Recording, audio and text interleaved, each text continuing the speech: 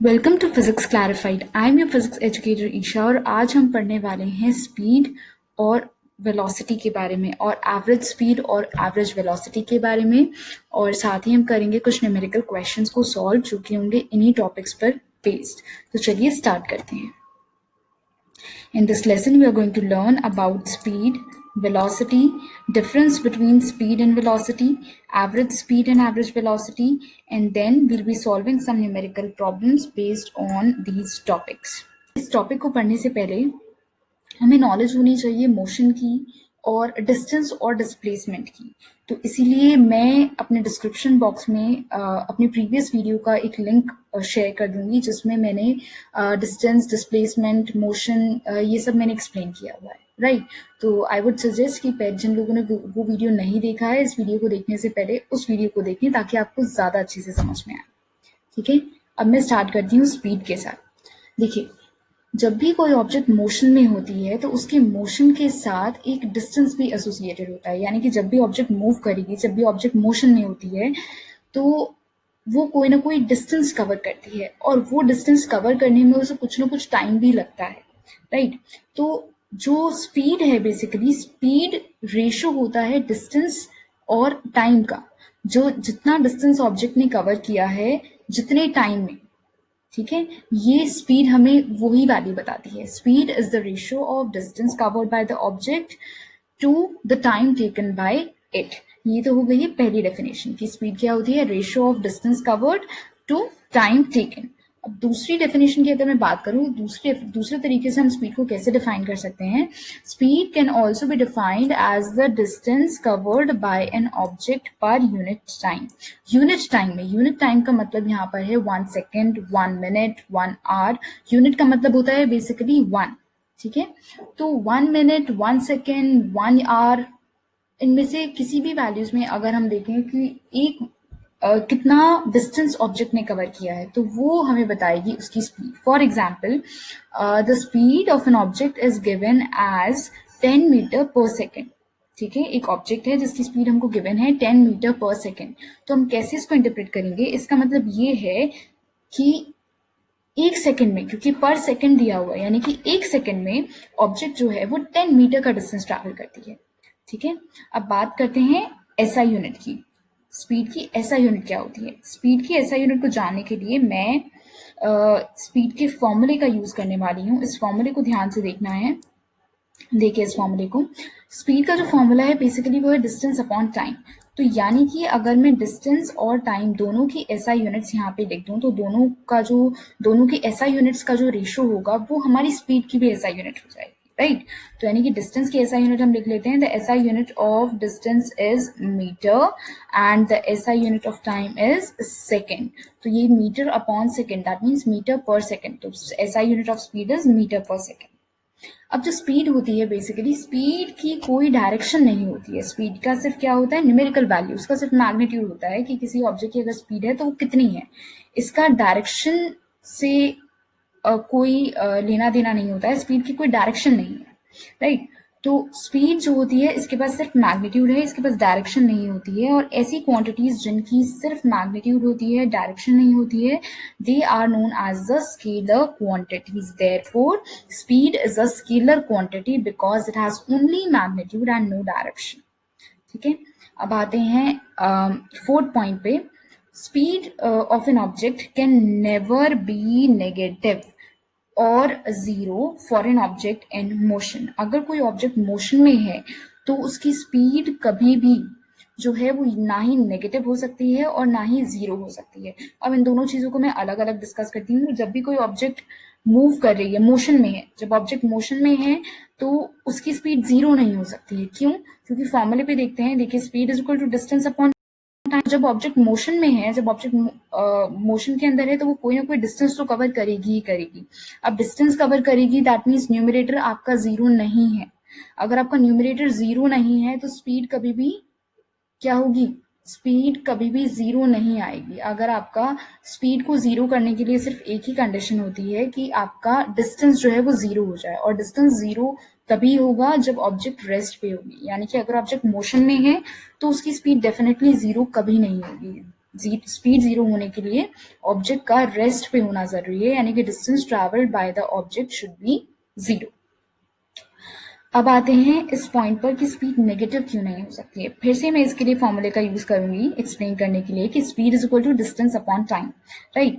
अब ये जो टाइम है, डिनोमिनेटर में हमारे पास टाइम है, हमें पता है टाइम कभी भी नेगेटिव नहीं होता है, तो यानी कि डिनोमिनेटर में वैल्यूज हमारे पास हमेशा पॉजिटिव ही रहने वाली है, राइट। और जो डिस्टेंस होता है, distance travelled bye the object, ये हम जानते हैं डिस्टेंस कभी भी नेगेटिव नहीं होता है, तो यानी कि डिस्टेंस ट्रैवल्ड ये भी वैल्यू हमेशा कैसी रहने वाली है, पॉजिटिव रहने वाली है। तो दो पॉजिटिव क्वांटिटीज का जो रेशियो है वो भी हमेशा पॉजिटिव ही आता है, इसीलिए हम कहते हैं कि स्पीड कभी भी नेगेटिव नहीं होती है, right. So that means the conclusion is that speed can never be negative और zero for an object in motion. तो ये तो डिस्कस किया हमने स्पीड। अब हम बात करते हैं वेलोसिटी की।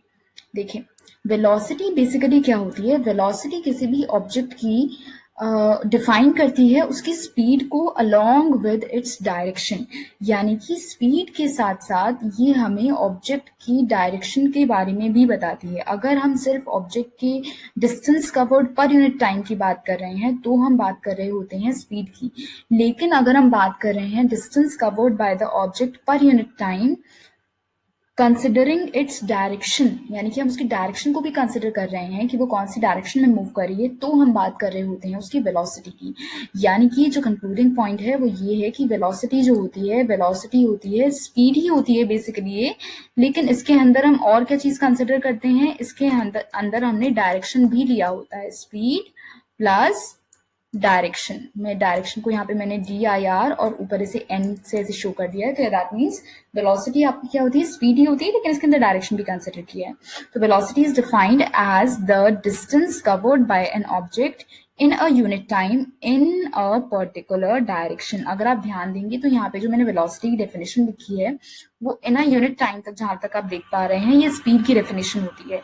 लेकिन जैसे ही मैंने इसके अंदर इन अ पर्टिकुलर डायरेक्शन, यानी कि डायरेक्शन वाला पार्ट जैसे ही मैंने इसके अंदर ऐड किया है, तो अब ये बन गई है किसकी डेफिनेशन, वेलोसिटी की, राइट। अब वेलोसिटी का फॉर्मूला क्या होता है, कैसे हम वेलोसिटी को कैलकुलेट करते हैं किसी भी ऑब्जेक्ट की। वेलोसिटी को कैलकुलेट करने का जो फॉर्मूला होता है वो होता है डिस्प्लेसमेंट अपॉन टाइम। क्यों होता है डिस्प्लेसमेंट अपॉन टाइम, ये देखिए डेफिनेशन से समझते हैं। Velocity is defined as the distance covered by an object in a unit time in a particular direction. और हमें ये पता है कि distance covered by an object in a particular direction, distance अगर हम एक पर्टिकुलर डायरेक्शन में लें तो वो डिस्प्लेसमेंट के इक्विवेलेंट होता है। इसीलिए यहाँ पर हमने क्या कर लिया है, यहाँ पे डिस्टेंस की जगह क्या आ गया है, जहां स्पीड के फॉर्मूले में डिस्टेंस होता है वहीं पे वेलोसिटी के फॉर्मूले में यहाँ पर डिस्प्लेसमेंट आ गया है, क्योंकि distance in a particular direction is equivalent to displacement. तो ये वेलोसिटी का फॉर्मूला बन गया है डिस्प्लेसमेंट अपॉन टाइम। फिर से बात करते हैं हम यहाँ पर वेलोसिटी की, एसआई यूनिट की बात कर लेते हैं। एसआई यूनिट वेलोसिटी की कैसे कैलकुलेट करेंगे, फिर से मैं फॉर्मूले का यूज करने वाली हूँ जैसे मैंने स्पीड में किया था। तो यहाँ पे डिस्प्लेसमेंट और टाइम दोनों की एसआई यूनिट्स का रेशियो ले लेते हैं, जो उनका रेशियो होगा वो ही हमारे पास क्या होगी, वेलोसिटी की एसआई यूनिट आ जाएगी। तो डिस्प्लेसमेंट की एसआई यूनिट होती है हमारी मीटर और टाइम की एसआई यूनिट होती है हमारी सेकंड। तो यानी कि metre upon second, that means metre per second is the SI unit of velocity. अब जो वेलोसिटी है, जैसा कि हम डेफिनेशन में पढ़ ही चुके हैं कि ये स्पीड के साथ साथ डायरेक्शन को भी कंसिडर करते, वेलोसिटी जो है वो डायरेक्शन को भी कंसिडर करती है। दैट मीन्स इसके अंदर मैग्नीट्यूड तो है ही, लेकिन साथ में डायरेक्शन भी है। That means velocity has both magnitude as well as direction, so it is a vector quantity. ये किस टाइप की क्वांटिटी होगी, वेक्टर क्वांटिटी, क्योंकि वेक्टर क्वांटिटी वो क्वांटिटीज होती हैं जिनके अंदर मैग्नीट्यूड के साथ साथ डायरेक्शन भी होती है। तो इसीलिए हमारी वेलोसिटी किस टाइप की क्वांटिटी है, it is a vector quantity. अब जो वेलोसिटी है वो पॉजिटिव, नेगेटिव और जीरो तीनों हो सकती है। क्यों हम ऐसा कह रहे हैं कि वेलोसिटी कैन बी पॉजिटिव और नेगेटिव और जीरो, इसके लिए भी मैं यूज करूंगी इसके फॉर्मूले का, इसको एक्सप्लेन करने के लिए। यहाँ पे ध्यान देंगे, वेलोसिटी का फॉर्मूला होता है velocity is equal to displacement upon time, right. अब अगर डिनोमिनेटर की बात करूं तो ये मुझे पता है कि टाइम कभी भी नेगेटिव नहीं हो सकता है, दैट मीन्स डिनोमिनेटर तो आपका हमेशा ही रहने वाला है पॉजिटिव। अब आ जाते हैं न्यूमरेटर पे। न्यूमरेटर यानी न्यूमरेटर में है हमारा डिस्प्लेसमेंट, और ये हम जानते हैं किसी भी ऑब्जेक्ट का जो डिस्प्लेसमेंट है it can be positive, it can be negative and it can be zero also. अगर कोई ऑब्जेक्ट मोशन में है तो उसका डिस्प्लेसमेंट नेगेटिव, पॉजिटिव, जीरो कुछ भी हो सकता है। तो यानी कि अगर मान लेते हैं हमारा डिस्प्लेसमेंट नेगेटिव आ रहा है तो नेगेटिव अपॉन पॉजिटिव, तो वेलोसिटी की जो वैल्यू आएगी वो क्या आएगी, वो नेगेटिव आएगी। अगर हमारा डिस्प्लेसमेंट नेगेटिव है तो वेलोसिटी नेगेटिव होगी। अगर हमारा डिस्प्लेसमेंट मान लीजिए पॉजिटिव है तो यानी कि पॉजिटिव अपॉन पॉजिटिव, तो यानी कि रेशियो कैसा आएगा, पॉजिटिव, तो वेलोसिटी भी कैसी आने वाली है, पॉजिटिव। और अगर आपका डिस्प्लेसमेंट है जीरो तो डिस्प्लेसमेंट के जीरो होते ही आपका न्यूमरेटर पार्ट जीरो हो जाएगा, और न्यूमरेटर पार्ट जीरो होते ही आपका पूरा का पूरा फ्रैक्शन जीरो हो जाता है, इररिस्पेक्टिव ऑफ द फैक्ट कि आपका डिनोमिनेटर क्या है। डिनोमिनेटर चाहे कुछ भी हो, अगर न्यूमरेटर जीरो है तो the whole fraction becomes zero, तो इसीलिए वेलोसिटी उस केस में हो जाएगी जीरो। तो इसीलिए हम कहते हैं कि वेलोसिटी जो है यहाँ पे ये डिपेंड करती है डिस्प्लेसमेंट पर, कि उसकी वेलोसिटी का साइन क्या होगा, क्या ये पॉजिटिव होगी, नेगेटिव होगी, जीरो होगी, ये कुछ भी हो सकती है, लेकिन ये डिपेंड करता है डिस्प्लेसमेंट पर। तो ये तो था हमारा डिस्प्लेसमेंट, वेलोसिटी के बारे में हमने पढ़ा है। अब क्योंकि हमने स्पीड और वेलोसिटी दोनों को अच्छे से पढ़ लिया है, अब हम इन दोनों में डिफरेंशिएट करेंगे ताकि हमारा कंसेप्ट बिल्कुल क्लियर हो जाए कि स्पीड और वेलोसिटी में डिफरेंस क्या है। डिफरेंस पॉइंट्स देख लेते हैं। Speed is defined as the distance covered by an object per unit time. कोई भी ऑब्जेक्ट जितना डिस्टेंस कवर करती है in a unit time, that is known as a speed. And velocity is defined as the distance covered by an object in a unit time in a particular direction. As you can see here, दोनों के definition में सिर्फ इस part का difference है कि velocity के अंदर मैंने सिर्फ ये ऐड किया है इन अ पर्टिकुलर डायरेक्शन, और जैसे ही मैंने ये ऐड किया है ये डेफिनेशन बन गई है वेलोसिटी की। दोनों की ही एसआई यूनिट्स हमारी होती हैं मीटर पर सेकेंड। स्पीड जबकि एक स्केलर क्वांटिटी है, वहीं पर वेलोसिटी एक वेक्टर क्वांटिटी है। और स्पीड जो है ऑब्जेक्ट की कभी भी नेगेटिव नहीं हो सकती है अगर ऑब्जेक्ट मोशन में है, जबकि अगर वेलोसिटी की हम बात करें तो वेलोसिटी नेगेटिव, पॉजिटिव, जीरो कुछ भी हो सकती है, जबकि स्पीड की वैल्यू हमेशा सिर्फ या तो पॉजिटिव ही होगी, और अगर ऑब्जेक्ट रेस्ट पे है तो जीरो होती है, right. So this is how we have understood about speed and velocity. अब हम बात करते हैं एवरेज स्पीड और एवरेज वेलोसिटी की। पहले समझ लेते हैं एवरेज स्पीड को। देखिए एवरेज स्पीड क्या होता है। यूजुअली जब भी हम अपने डेली लाइफ मोशंस की या फिर रियल टाइम मोशंस की अगर हम बात करते हैं तो हमारी डेली लाइफ मोशंस में ऑब्जेक्ट जो है वो यूजुअली कांस्टेंट स्पीड से नहीं चलती है। फॉर एग्जांपल, आप अपने घर से स्कूल जा रहे हैं बाय एनी व्हीकल, ठीक है, तो कई बार ऐसा होता है कि आपको रोड खाली मिलती है तो आप स्पीड को तेज कर लेते हैं। फिर ऐसा भी होता है कि आपको कहीं ट्रैफिक मिल जाता है तो आपको स्लो डाउन करना पड़ता है। दैट मीन्स जो हमारी स्पीड है वो कांस्टेंट नहीं रहती है। लेकिन अगर हमें ये कैलकुलेट करना है कि रफली किस कांस्टेंट स्पीड से हम चलें कि हम अपने स्कूल में उसी टाइम से पहुंचे जितना टाइम हमें अभी लगा है, राइट। आप अपने स्कूल से आप अपने घर से अपने स्कूल पहुंचे हैं, तो जो आपकी स्पीड हर टाइम वेरी कर रही थी, राइट, आपकी स्पीड कांस्टेंट नहीं थी। लेकिन अगर मुझे ये करना है कि वो किसी ना किसी कांस्टेंट स्पीड के इक्विवेलेंट तो जरूर होगी, कि अगर मैं कांस्टेंट एक पर्टिकुलर कांस्टेंट स्पीड से अपने घर से अपने स्कूल जाऊं तो मुझे उतना ही टाइम लगे। तो वो एक कांस्टेंट वैल्यू हम कैसे निकालते हैं, वो हमारी होती है एवरेज स्पीड, राइट। तो एवरेज स्पीड हम कैसे कैलकुलेट करने वाले हैं। एवरेज स्पीड को कैलकुलेट करने के लिए हम रेशियो लेते हैं टोटल डिस्टेंस का और टोटल टाइम का। तो basically average speed is defined as the ratio of total distance travelled by the object to the total time taken for the journey, यानी कि total distance travelled upon total time taken, ये आपको बताएगा average speed के बारे में, ठीक है। तो इस तरीके से अगर आपको टोटल डिस्टेंस आपने कैलकुलेट कर लिया है किसी भी क्वेश्चन के लिए, किसी भी कंडीशन के लिए, टोटल टाइम आपने कैलकुलेट कर लिया है, सिंपली दोनों का आप रेशियो निकालेंगे and you will be able to calculate average speed. अब हम बात कर लेते हैं एवरेज वेलोसिटी की। जैसे कि हमें पता है कि वेलोसिटी क्या होती है, velocity is speed with direction, यानी कि स्पीड ही होती है ऑब्जेक्ट की distance covered by the object in a unit time in a particular direction. इसके अंदर बस क्या होता है, वेलोसिटी कैलकुलेट करनी है। फॉर एग्जांपल हम यहाँ पे एग्जांपल ले रहे हैं। फॉर एग्जांपल एक पॉइंट है, ठीक है, एक पॉइंट है यहाँ पे ए, और ऑब्जेक्ट जो है वो इस तरीके से मोशन करते हुए पॉइंट बी पर पहुंच जाता है, राइट। तो यहाँ पॉइंट बी, तो डिस्टेंस ट्रैवल्ड, ये जो अभी मैंने ड्रॉ किया है ये लाइन, ये डिस्टेंस को शो कर रही है। लेकिन अगर मैं डिस्प्लेसमेंट की बात करूं, क्योंकि मुझे वेलोसिटी की बात करनी है, तो वेलोसिटी जो है, वेलोसिटी होती है आपकी distance covered by the object in a particular direction. यहाँ पे डायरेक्शन जो है वो चेंज हो रही है। मैं पर्टिकुलर डायरेक्शन की अगर मैं बात करूंगी तो यानी कि ये जो है, ये यहाँ से लेके यहाँ तक, ये जो मैंने अभी लाइन ड्रॉ की, ये मुझे डिस्प्लेसमेंट बता रहा है। That means this is the distance in a particular direction. तो ये मुझे बताएगा वेलोसिटी के बारे में कि इतना डिस्प्लेसमेंट अपॉन टाइम, राइट। तो एवरेज वेलोसिटी को निकालने के लिए भी वही फॉर्मूला होता है। हम जो है ये देखते हैं कि ऑब्जेक्ट ने कितना डिस्टेंस कवर किया है in a particular direction, that means it's displacement upon time. तो बेसिकली एवरेज वेलोसिटी और वेलोसिटी दोनों को ही कैलकुलेट करने के हमारे पास सेम फॉर्मूला होते हैं। तो इसलिए एवरेज वेलोसिटी का फॉर्मूला और वेलोसिटी कैलकुलेट करने के लिए जो फॉर्मूला है वो हमारे पास सेम है। लेकिन एक और फॉर्मूला होता है हमारे पास एवरेज वेलोसिटी को कैलकुलेट करने के लिए, जो कि होता है initial velocity plus final velocity upon 2, ठीक है। अगर आप इससे रिलेट कर सकते हैं तो ये सिंपली हमने एवरेज ऑफ वेलोसिटीज निकाला है। यानी कि फॉर एग्जांपल एक ऑब्जेक्ट ने मूव करना स्टार्ट किया है, तो इसकी इनिशियल वेलोसिटी अगर हमने ली है 20 मीटर पर सेकेंड, और अगर मान लेते हैं कि जो फाइनल वेलोसिटी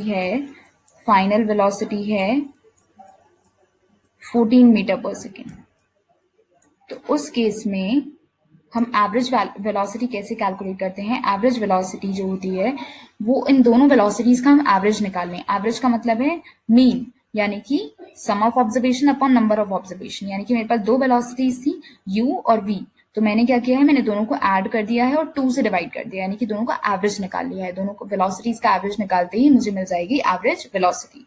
तो इसी सिर्फ सिंपल मैथमेटिकल कॉन्सेप्ट को हमने यूज करके ये फॉर्मूला बनाया है एवरेज वेलोसिटी का, जो कि है initial velocity plus final velocity upon 2, यानी कि u plus v upon 2।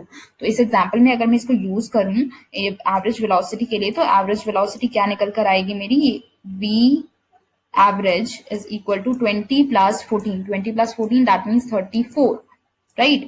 34 upon 2, 34 upon 2 हमें पता है क्या होता है, ये होता है हमारा 17, यानी कि जो एवरेज वेलोसिटी होगी इस केस में वो होगी 17 मीटर पर सेकेंड, राइट। अब यानी कि इसको मैं कैसे इंटरप्रेट करूंगी, इस डेटा को हम इंटरप्रेट कैसे कर सकते हैं? यानी कि इसका मतलब ये है कि अगर कोई ऑब्जेक्ट जिसकी initial velocity 20 metre per second थी और फाइनल वेलोसिटी जिसकी 14 मीटर पर सेकेंड थी, तो किसी भी पॉइंट ए से पॉइंट बी तक पहुंचने में, फॉर एग्जाम्पल उसकी इनिशियल वेलोसिटी अगर ए पॉइंट पर 20 मीटर पर सेकेंड थी, बी पॉइंट पर उसकी वेलोसिटी 14 मीटर पर सेकेंड थी, तो यहां से यहां तक जाने में उसको फॉर एग्जाम्पल टाइम लगा है स्मॉल टी, राइट, उसको स्मॉल टी टाइम लगा है। अब जो है, अगर object 17 constantly 17 metre per second की स्पीड पर जाएगी, यानी कि पॉइंट ए से स्टार्ट करती है 17 मीटर पर सेकेंड की स्पीड पर और कॉन्स्टेंटली 17 मीटर पर सेकेंड की स्पीड पर जाते हुए वो पॉइंट बी पर भी 17 मीटर की स्पीड पर क्रॉस करती है पॉइंट बी को, तो यानी कि तब भी उसको टाइम कितना लगने वाला है, तब भी उसको टी टाइम ही लगने वाला है, यानी कि उतना ही टाइम लगेगा अगर वो इस कांस्टेंट स्पीड से जाए या फिर वो इस वेरिएबल स्पीड के साथ जाए, ठीक है। तो इस तरीके से हम कैलकुलेट, इस तरीके से हम इंटरप्रेट करते हैं एवरेज वेलोसिटी को। तो अब हमने चारों चीजों को अच्छे से पढ़ लिया है, speed, velocity, average speed and average velocity. तो अब हम जो हैं, अब हम इसके न्यूमेरिकल क्वेश्चंस को सॉल्व करने की पोजीशन में हैं। स्टार्ट करते हैं एग्जांपल 1 के साथ। Example number 1, an athlete moves 150 metre in 2 minutes and next 50 metre in 50 seconds on the same straight path. Calculate his average speed. Question में हमको एक एथलीट गिवन है जो कि मूव करता है a distance of 150 metre in 2 minutes and then 50 metre in 50 seconds. तो हमें इसकी एवरेज स्पीड निकालनी है। तो एवरेज स्पीड देखते ही सबसे पहले हमें क्लिक करना चाहिए एवरेज स्पीड का फॉर्मूला। एवरेज स्पीड का फॉर्मूला होता है total distance upon total time. तो यानी कि सबसे पहले हमें टोटल डिस्टेंस निकालना होगा और फिर हमें टोटल टाइम निकालना होगा। तो टोटल डिस्टेंस देख लेते हैं यहाँ पे। Total distance is equal to, देखिए 150 मीटर से यहाँ पे पहले कैलकुलेट किया, कवर किया, आई मीन पहले 150 मीटर कवर किया है और उसके बाद 50 मीटर बाद में कवर किया है। तो यानी कि टोटल डिस्टेंस हो गया 150 मीटर प्लस 50 मीटर यानी कि 200 मीटर।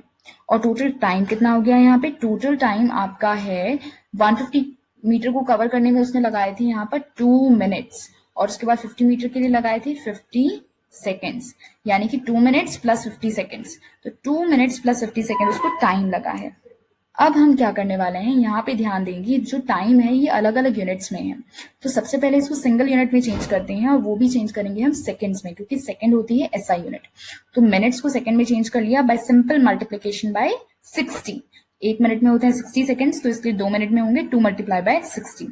तो ये हमने इसको 2 इंटू 60 लिख लिया है, प्लस 50 एज इट इज रहेगा। ये आपका सॉल्व करके आ गया 170 सेकेंड्स। अब एवरेज स्पीड के लिए हमें सिंपली फॉर्मूले के अंदर इसको पुट कर देना है। सबसे पहले फॉर्मूला लिख लेंगे एवरेज स्पीड का, total distance travelled upon total time taken, और उसके बाद वैल्यूज पुट कर देंगे। टोटल डिस्टेंस आया था हमारा 200 मीटर, ये हमने यहाँ पे पुट कर दिया है, और उसके बाद टोटल टाइम आता है 170। तो 200 अपॉन 170 दोनों को डिवाइड करने के बाद आपका 1.17 metre per second is the average speed of the athlete. ठीक है, तो इस तरीके से हमने एवरेज स्पीड को कैलकुलेट किया है। लेकिन अगर इसी क्वेश्चन में फॉर एग्जांपल आपसे पूछा होता है एवरेज स्पीड की जगह एवरेज वेलोसिटी, तो तब आप इस क्वेश्चन को कैसे सॉल्व करते हैं? तो नेक्स्ट एग्जांपल यही है, मैंने क्वेश्चन बिल्कुल सेम रखा है, लेकिन सिर्फ एवरेज स्पीड की जगह यहाँ पे हम एवरेज वेलोसिटी कैलकुलेट करने वाले हैं। तो कैसे हम करेंगे? तो सबसे पहले ये देखते हैं कि आपको एवरेज वेलोसिटी कैलकुलेट करनी है, आपके दिमाग में क्लिक करने चाहिए फॉर्मूला। तो एवरेज वेलोसिटी के हमने दो फॉर्मूला पढ़े हैं, एक तो है हमारा initial velocity plus final velocity upon 2, और दूसरा है आपका डिस्प्लेसमेंट अपॉन टाइम। जैसा कि आप क्वेश्चन से देख पा रहे हैं, यहाँ पे कोई भी हमें इनिशियल वेलोसिटी या फाइनल वेलोसिटी की वैल्यू नहीं गिवन है, यानी कि हमें दूसरे ऑप्शन का यूज करना पड़ेगा। जो दूसरा फॉर्मूला है हमारा, that means displacement upon time. अब हमें डिस्प्लेसमेंट भी नहीं गिवन है, लेकिन हमें एक चीज क्वेश्चन में दी हुई है that the athlete is moving on the same straight path. That means athlete जो है वो स्ट्रेट लाइन मोशन में है, और ये हम जानते हैं कि जब भी स्ट्रेट लाइन मोशन होता है तो डिस्टेंस और डिस्प्लेसमेंट दोनों इक्वल हो जाते हैं। हम इसी कंडीशन का यूज करने वाले हैं और इसी से हम निकालने वाले हैं एवरेज वेलोसिटी। तो यानी कि हमें चाहिए डिस्प्लेसमेंट और हमें चाहिए टोटल टाइम। तो टोटल टाइम हम सिंपली वैसे ही निकालेंगे जैसे हमने प्रीवियस क्वेश्चन में निकाला था। हमने दोनों टाइम को ऐड कर दिया है, मिनट्स को सेकंड में चेंज किया है, फिर से हमारा 170 सेकंड सेम आंसर आ रहा है टाइम का। अब बात करते हैं डिस्प्लेसमेंट की। तो here the athlete is moving in a straight line, he is moving on a straight path, so displacement is equal to distance। तो displacement और distance दोनों equal हो जाएंगे, तो यानी कि आप distance calculate कर लीजिए, जो distance है वही displacement है। तो displacement यहाँ पे मैं कितना कह सकती हूँ, 150 मीटर पहले था और उसके बाद 50 मीटर अलग से distance travel किया है, तो 150 metre plus 50 metre that means 200 metre. जो distance हमारा प्रीवियस क्वेश्चन में जिसे हमने डिस्टेंस ट्रैवल्ड की तरह यूज किया था, अब उसे हम डिस्प्लेसमेंट की तरह यूज करेंगे, क्योंकि यहाँ पे हमें निकालनी है एवरेज वेलोसिटी। अब हम एवरेज वेलोसिटी के फॉर्मूला में इसको पुट कर देंगे। Average velocity is equal to displacement upon time. Displacement हमारा है 200 और टाइम है 170, दोनों को डिवाइड करेंगे और हमें आंसर मिल जाएगा 1.17 metre per second. This is the average velocity of the athlete. अब आप ये सोच रहे होंगे कि एवरेज वेलोसिटी जो निकल कर आई है और पिछले क्वेश्चन में जब हमने एवरेज स्पीड निकाली थी, ये दोनों तो बिल्कुल सेम आंसर आ रहा है। तो क्या हमेशा ऐसा होता है? नहीं, हमेशा ऐसा नहीं होता है कि एवरेज स्पीड और एवरेज वेलोसिटी इक्वल आए। बेसिकली ये सिर्फ और सिर्फ तब होता है जब ऑब्जेक्ट एक स्ट्रेट लाइन में मूव कर रही हो। अगर ऑब्जेक्ट स्ट्रेट लाइन में मूव करती है तो डिस्टेंस ट्रैवल्ड और डिस्प्लेसमेंट दोनों इक्वल हो जाते हैं। इसीलिए जो हमारा, क्योंकि ये आप देखेंगे फॉर्मूला में दोनों एवरेज स्पीड और एवरेज वेलोसिटी के फॉर्मूला में सिर्फ इतना ही डिफरेंस है। एवरेज स्पीड में होता है distance travelled, total distance travelled, जबकि एवरेज वेलोसिटी में होता है डिस्प्लेसमेंट। और स्ट्रेट लाइन मोशन में यही दोनों चीजें सेम हो जाती हैं, तो इनके सेम हो जाने की वजह से ही हमारी दोनों वैल्यूज सेम आती हैं। इसीलिए मैंने ये पर्टिकुलर एग्जांपल्स डिस्कस किए हैं। एंड जो लर्निंग आउटकम है इन एग्जांपल से वो ये है कि ये एग्जांपल्स हमें ये बताता है कि in case of straight line motion in a particular direction, जब भी स्ट्रेट लाइन मोशन होगा या फिर हम कह सकते हैं जब भी ऑब्जेक्ट एक पर्टिकुलर डायरेक्शन में मूव कर रही हो, तो एवरेज स्पीड और एवरेज वेलोसिटी उस केस में दोनों इक्वल आते हैं। राइट। अब हम बात करते हैं नेक्स्ट एग्जाम्पल की। नेक्स्ट एग्जाम्पल क्या है, the maximum speed of a train is 80 kilometre per our. It takes 10 hours to cover a distance of 400 kilometer. Find the ratio of its maximum speed to its average speed. हमें maximum speed दी हुई है train की जो कि है 80 kilometre per our. और एक और बात बताई हुई है, एक कंडीशन दी हुई है ट्रेन की कि जो ट्रेन है वो 10 आवर्स का टाइम लेती है to cover a distance of 400 kilometre. अब हमसे पूछा है कि find the ratio of maximum speed to average speed. अब मैक्सिमम स्पीड तो हमें ऑलरेडी क्वेश्चन में गिवन है, हमें सिर्फ एवरेज स्पीड को कैलकुलेट करना है और एवरेज स्पीड को कैलकुलेट करके हमें रेशियो निकाल देना है उसका मैक्सिमम स्पीड के साथ। तो हमारा बेसिकली जो मेन फोकस होना चाहिए वो पहले होना चाहिए एवरेज स्पीड के लिए। एवरेज स्पीड का फॉर्मूला होता है total distance travelled upon total time taken. तो सबसे पहले डिस्टेंस लिख लेते हैं, total distance travelled is 400 kilometre, ये क्वेश्चन में गिवन है। टोटल टाइम टेकन 10 आवर्स, इस डिस्टेंस को कवर करने में उसे टाइम लगता है 10 आवर्स का, ये कंडीशन क्वेश्चन में स्ट्रेट अवे गिवन है। तो इस कंडीशन को यूज करके मैंने निकाल ली है अपनी एवरेज स्पीड। तो एवरेज स्पीड हो गई है total distance covered upon total time taken, that means 400 upon 10। 400 upon 10 simply 40 kilometre per our आपका एवरेज स्पीड निकल कर आई है। अब हम मैक्सिमम स्पीड लिख लेते हैं। मैक्सिमम स्पीड जो हमें गिवन है वो है 80 किलोमीटर पर आवर। अब क्वेश्चन ने हमसे पूछा था ratio of maximum speed to average speed.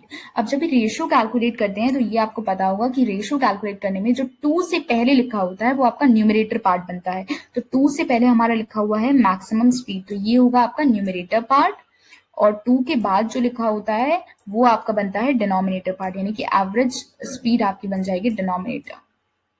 ठीक है, तो यानी कि maximum speed upon average speed. तो maximum speed was 80 kilometre per hour divided by average speed यानी कि 40 किलोमीटर पर आवर। तो 80 अपॉन 40, इसको सिंपलेस्ट फॉर्म में चेंज करेंगे, सिंपली 2 टाइम्स डिवाइड हो जाएगा। 82 40 2 जा 80 होता है, तो ये 2 अपॉन 1 आ जाता है।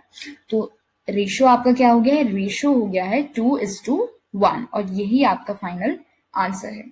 अब देखते हैं example number 4। A cyclist moving on a circular track of radius 50 meter completes 1 revolution in 4 minutes. What is his average speed and average velocity? अब ये क्वेश्चन जो है ये बाकी अभी तक के एग्जाम्पल से थोड़ा डिफरेंट है, क्योंकि यहाँ पे हमने सर्कुलर मोशन की बात की है। हम सर्कुलर मोशन के अंदर एवरेज स्पीड और एवरेज वेलोसिटी देख रहे हैं। देखिए कैसे कैलकुलेट करेंगे हम इसको।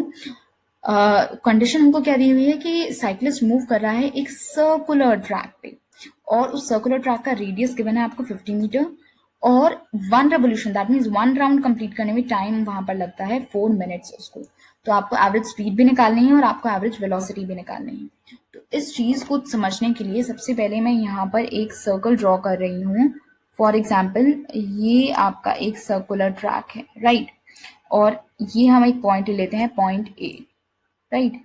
तो अगर पॉइंट ए से कोई ऑब्जेक्ट मूव करनी स्टार्ट करती है और वो पूरा एक राउंड कंप्लीट कर वापस पॉइंट ए पर आती है, दैट मीन्स एक राउंड कंप्लीट करने में ऑब्जेक्ट कितना डिस्टेंस कवर कर रही है, ऑब्जेक्ट जो है वो डिस्टेंस जो कवर करेगी वो इक्वल होगा उसके सर्कमफ्रेंस के, सर्कल की बाउंड्री के। तो यानी कि distance covered by the object in 1 round is equal to circumference of the circle. तो इसी चीज का हम यहाँ पर यूज करने वाले हैं। तो डिस्टेंस को कवर करने के लिए मुझे सर्कल की सर्कमफ्रेंस को देखना होगा। तो यहाँ पे स्टार्ट करते हैं सोल्यूशन को। Radius of the circular track is 50 metre, यहाँ पे हमने लिख लिया है। Total distance covered in 1 revolution that means 1 round. जो साइक्लिस्ट है उसने एक राउंड में कितना डिस्टेंस कवर किया होगा, सर्कल की सर्कमफ्रेंस के इक्वल। और सर्कमफ्रेंस का हमको फॉर्मूला पता है कि circumference of the circle is given as 2πr। Pi की वैल्यू क्वेश्चन में ऑलरेडी गिवन है कि हमें 3.14 यूज करनी है। आप 22/7 भी यूज कर सकते हैं, लेकिन 3.14 आपकी कैलकुलेशन को थोड़ा इजी बना देगा।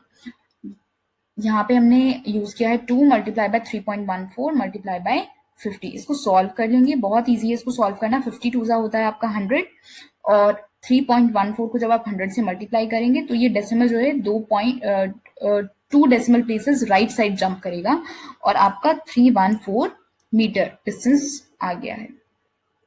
अब डिस्टेंस हमने कैलकुलेट कर लिया है, तो अब टाइम भी देख लेते हैं। टाइम कितना लगता है, टाइम हमें ऑलरेडी गिवन है 4 मिनट्स, क्योंकि मिनट्स में दिया हुआ है तो हम इसको चेंज करेंगे सेकेंड्स में। 1 minute is equal to 60 seconds, so 4 minute is equal to 4 multiply by 60। तो ये 4 मल्टीप्लाई बाय 60, आंसर आया है आपका यहाँ पे 240। तो एवरेज स्पीड को निकालने के लिए हम क्या करने वाले हैं, total distance covered upon total time taken. अब डिस्टेंस भी हमने निकाल लिया था 314 मीटर, टाइम हमने निकाल लिया था 240 सेकेंड्स, तो 314 अपॉन 240, ये इसको जब सॉल्व करेंगे तो ये आपका 1.31 metre per second. This is the average speed of the cyclist. अब हमें दूसरी चीज जो कैलकुलेट करनी है वो है एवरेज वेलोसिटी। एवरेज वेलोसिटी हम कैसे कैलकुलेट करने वाले हैं, देखिए एवरेज वेलोसिटी का जो फॉर्मूला होता है वो होता है डिस्प्लेसमेंट अपॉन टाइम, राइट। अब डिस्प्लेसमेंट यहाँ पर कितना होगा साइक्लिस्ट का, क्योंकि साइक्लिस्ट जो है वो 1 फुल रिवोल्यूशन कंप्लीट कर रहा है। दैट मीन्स अगर साइक्लिस्ट ने पॉइंट ए से स्टार्ट किया है तो वो पूरा 1 राउंड लगाकर सर्कल का वो पॉइंट ए पर ही रुक रहा है। तो यानी कि इनिशियल पोजीशन और फाइनल पोजीशन साइक्लिस्ट की सेम है। साइक्लिस्ट ने पॉइंट ए से ही स्टार्ट किया, so point A was the initial position, और वो वापस आके भी पॉइंट ए पर ही रुक रहा है, so point A is also the final position of the cyclist. और जब भी इनिशियल पोजीशन और फाइनल पोजीशन सेम होते हैं उस केस में डिस्प्लेसमेंट हमारा 0 होता है। तो displacement of the cyclist in 1 revolution is 0 metre.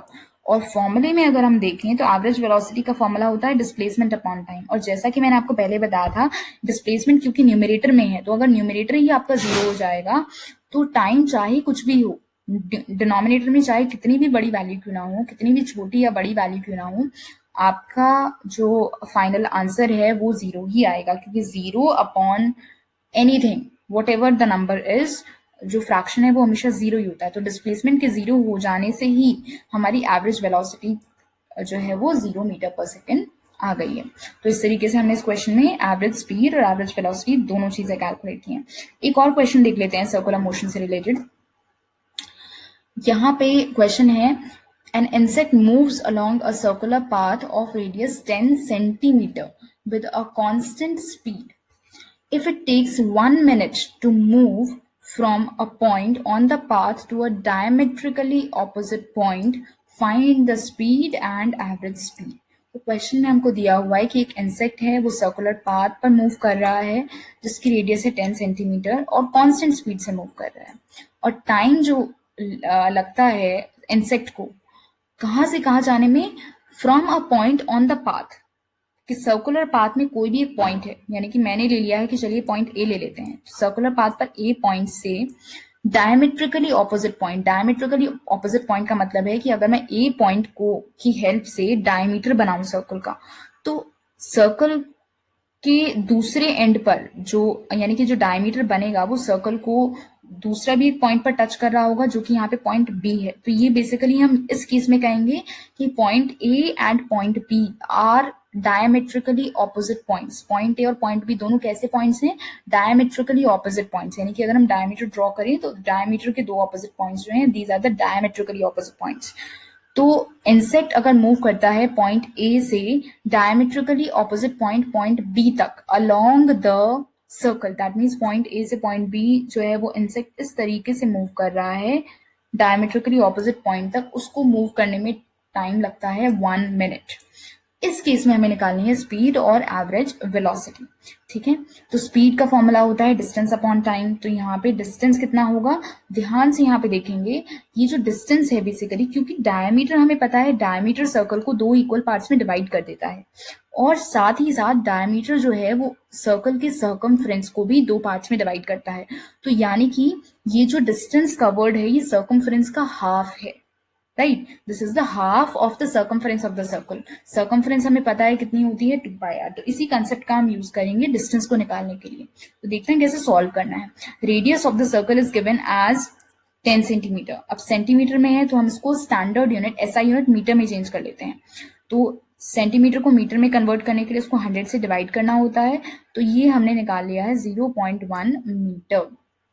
अब डिस्टेंस कितना है, डिस्टेंस कवर्ड जो है वो है हाफ ऑफ सर्कमफ्रेंस, जैसा कि मैंने आपको अभी बताया, ठीक है। तो हाफ ऑफ सर्कमफ्रेंस कैसे निकालेंगे, सर्कमफ्रेंस का फॉर्मूला 2πr अपॉन 2, क्योंकि हम उसका हाफ ले रहे हैं। तो 2πr अपॉन 2, यहाँ 2 से 2 कैंसिल आउट हो जाएगा, तो यानी कि πr।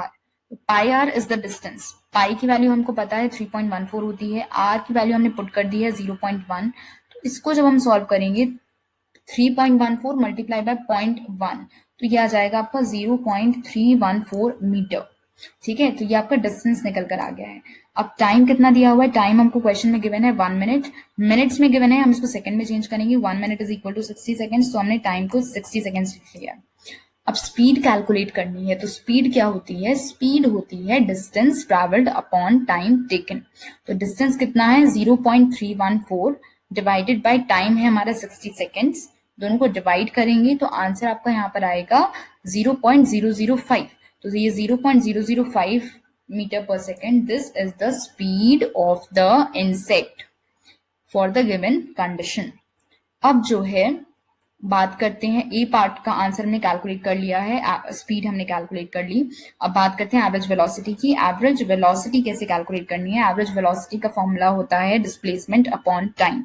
अब यहाँ पे ध्यान से देखना है फिगर को दोबारा से, ये जो डायग्राम हमको दिया हुआ है, इस क्वेश्चन में अभी इंसेक्ट मूव कैसे कर रहा था, क्वेश्चन में जो कंडीशन दी हुई है उसके अकॉर्डिंग इंसेक्ट जो है वो अलोंग द सर्कल मूव कर रहा है, यानी कि सर्कुलर पाथ के अलोंग मूव कर रहा है। लेकिन हमें एवरेज वेलोसिटी को एवरेज वेलोसिटी के जो फॉर्मूला होता है वो होता है डिस्प्लेसमेंट अपॉन टाइम। तो यानी कि पहले हम डिस्प्लेसमेंट देख लेते हैं कि जो इंसेक्ट है उसका डिस्प्लेसमेंट क्या है। That means shortest distance between the initial position and the final position. तो इनिशियल पोजीशन ए थी, फाइनल पोजीशन बी है, दोनों के बीच में शॉर्टेस्ट डिस्टेंस क्या है, शॉर्टेस्ट डिस्टेंस है ये लाइन, ये स्ट्रेट लाइन जो कि है डायमीटर। तो डिस्प्लेसमेंट होता है इस केस, पर्टिकुलर केस में जो डिस्प्लेसमेंट है आपका वो कितना है, वो है 2 टाइम्स ऑफ रेडियस यानी कि डायमीटर। डिस्प्लेसमेंट की जगह मैंने 2r पुट कर दिया है, टाइम की जगह t, दैट मीन्स अब सिर्फ वैल्यूज पुट करनी है। 2 मल्टीप्लाई बाय 0.1 यानी कि रेडियस की वैल्यू पुट की है, टाइम की जगह हमने 60 सेकेंड्स को पुट कर दिया है। जब आप इसको सॉल्व करेंगे तो ये आएगा 0.2 अपॉन 60। इसको फर्दर सॉल्व करने के बाद आपको आंसर मिलेगा 0.003 metre per second. This is the average velocity of the insect. तो इस तरीके से हमने ये एग्जाम्पल कंप्लीट किया है। आई होप आपको ये टॉपिक समझ में आए होंगे। That's all in this video. अगर आपको ये वीडियो पसंद आया है तो इसे लाइक ज़रूर करें, शेयर करें अपने फ्रेंड्स के साथ, और चैनल को सब्सक्राइब करना बिल्कुल नहीं भूलें। बहुत जल्द मैम आपको मिलूंगी एक नई वीडियो के साथ जो आपके फिजिक्स कॉन्सेप्ट्स को करेगी स्ट्रॉन्ग और आपके डाउट्स को करेगी क्लैरिफाई। तो तब तक के लिए कीप लर्निंग, बाय बाय।